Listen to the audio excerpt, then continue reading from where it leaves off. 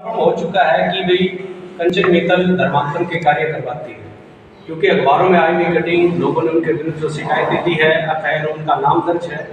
पहले तो हम ये चाहते थे कि भाई उनका जो गोत्र है उस गोत्र का हमें विरोध करना चाहिए, क्योंकि महाराजा अग्रसेन हम सब हिंदू समाज के स्वाभिमान के सिरमौर है। उन्होंने समाज के उत्थान के लिए गोत्र हमले की थी हमारे स्वाभिमान के, लेकिन कोई उनकी गोत्र का गलत इस्तेमाल करके देश विरोधी कार्य चलाए तो ये कतई स्वीकार नहीं होगा। ये हमारे हिंदू समाज के लिए एक स्वाभिमान का भी विषय है।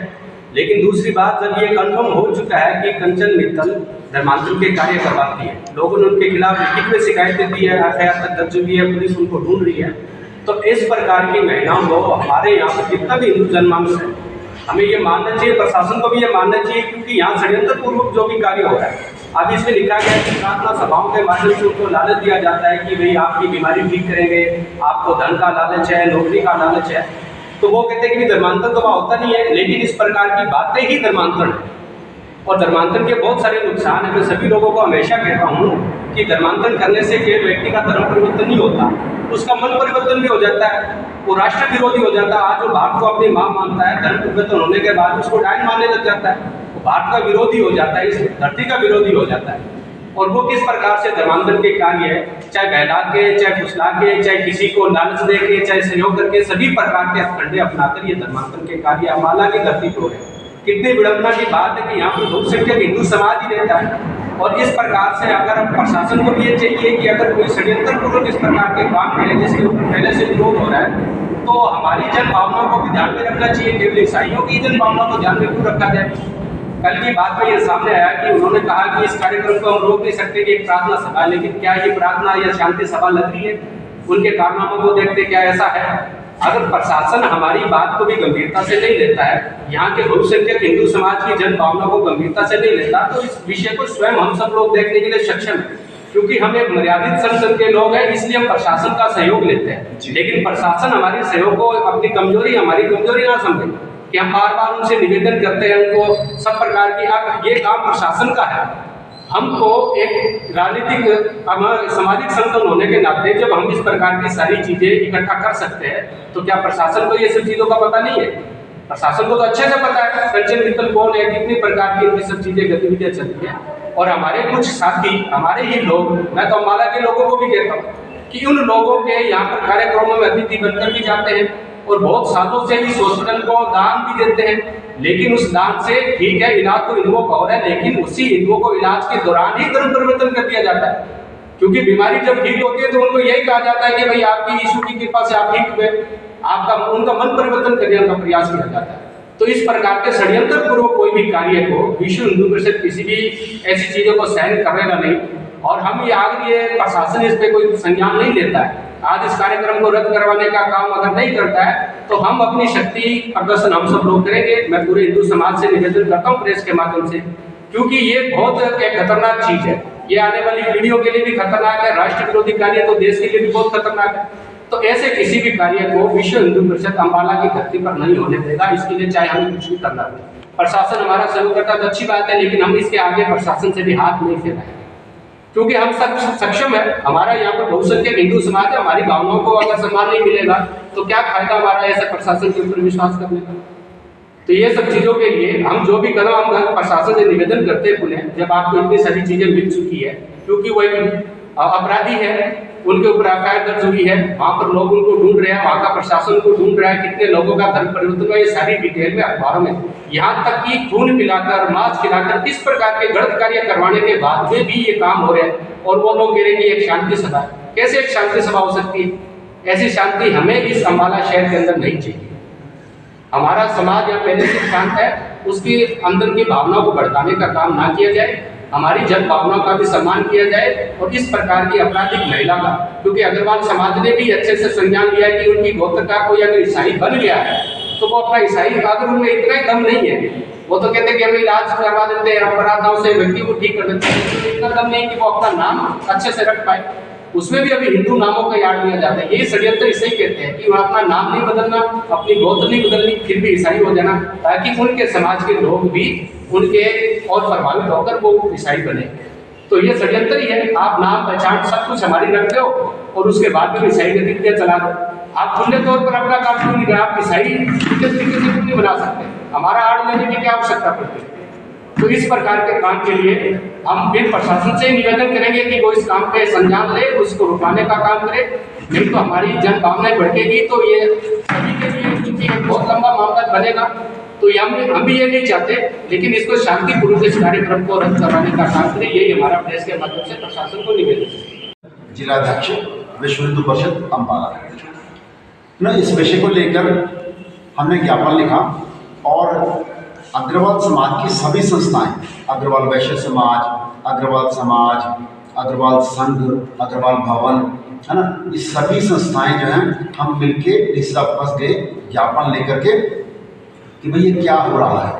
ये मित्तल गोत्र के साथ कोई भी लेडी ने अगर अपना धर्म चेंज कर लिया है तो उसको कम से कम हिंदुत्व का जो गोत्र है वो हटा देना चाहिए ना। ये बिल्कुल भी एक्सेप्टेबल नहीं है कि वो मित्तल बिलगारी और क्रिश्चियन भी हो गई है।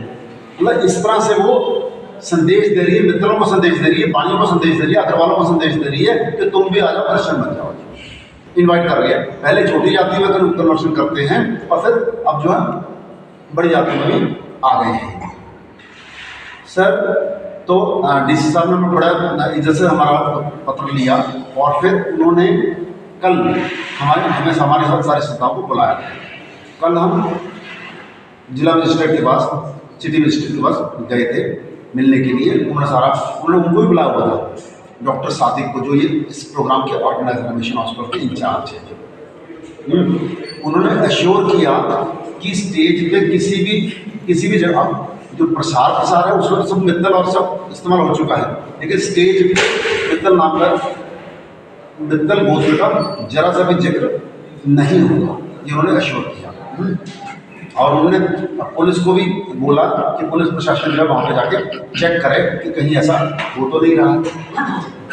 ये जो लेडी है पास्टर कंचन, ये धर्मांतरण के लिए मशहूर है ना। अभी हमने जब सारा इंक्वायरी वगैरह की तो हमारे ब्रजमंडल के जो लोग हैं विश्व हिंदू परिषद के, वहाँ से पता लगा कि वहाँ पे राजकुमार ललवानी करके यूपी पुलिस ने एक व्यक्ति को पकड़ा। उसने बताया कि वो वहाँ पे जो किसी को भी धर्मांतरण के लिए तैयार कर लेते हैं वो उसको यहाँ अम्बाला लेके आते हैं।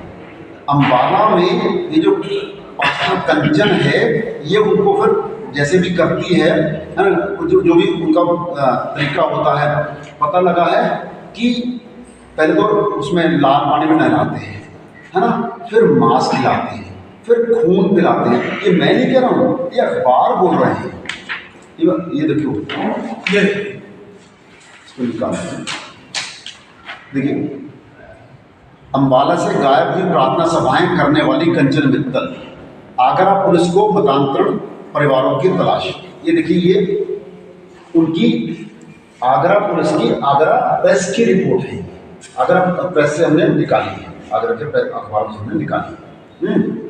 और ये देखिए आगे एक और रिपोर्ट है, उसमें ये बताया राजकुमार को लेकर पहुंची पुलिस और उसको कंचन मित्तल की तलाश।